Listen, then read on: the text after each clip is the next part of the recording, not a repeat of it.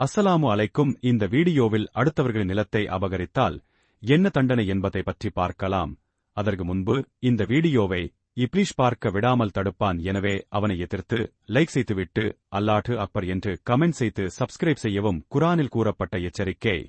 அல்லாஹ் கூறுகிறார், நீங்கள் அநியாயமாக ஒருவரின் சொத்துக்களை உங்களிடமே எடுத்துக் கொள்ளாதீர்கள். மேலும் அதை நீதிபதிகளிடம் கொண்டு சென்று தங்களுக்குச் சொந்தமல்லாத பொருளை குற்றமின்றி பெற முயலாதீர்கள். சூரா அல்-பகரா 2:18. இது மனிதனின் சொத்துகளையும் நிலத்தையும் அநியாயமாக கைப்பற்றுவதைக் கண்டிக்கும் வசனம்.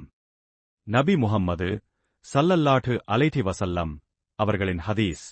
நபி அவர்கள் கூறினார்கள், யாராவது தனது சகோதரனின் நிலத்தை ஒரு சிறிய அளவு கூட அநியாயமாக அபகரித்தால் அவர் மறுமை நாளில் அந்த நிலத்தின் 7 அடுக்கு தரையையும் தனது கழுத்தில் சுமந்து நிற்பார். சஹீஹ் புகாரி ஹதீஸ் 3198. அதாவது, மனிதன் சிறிதளவு நிலம் கூட அநியாயமாக எடுத்திருந்தால் கியாமத் நாளில் அந்த பாவத்தின் சுமை அவனைச் சூழ்ந்திருக்கும். தண்டனை மற்றும் விளைவுகள். இவ்வுலக தண்டனை. இஸ்லாமிய சட்டப்படி அப்படிப்பட்ட நிலம் அல்லது சொத்து திருப்பிக் கொடுக்கப்பட வேண்டும். அபகரித்தவர் பாவியாக கருதப்படுவார். நீதிமன்றத்தில் தண்டனையும் கிடைக்கும். அகில தண்டனை. கியாமத் நாளில் அவர் நரகத்திற்குரியவர் என தீர்ப்பளிக்கப்படுவார்.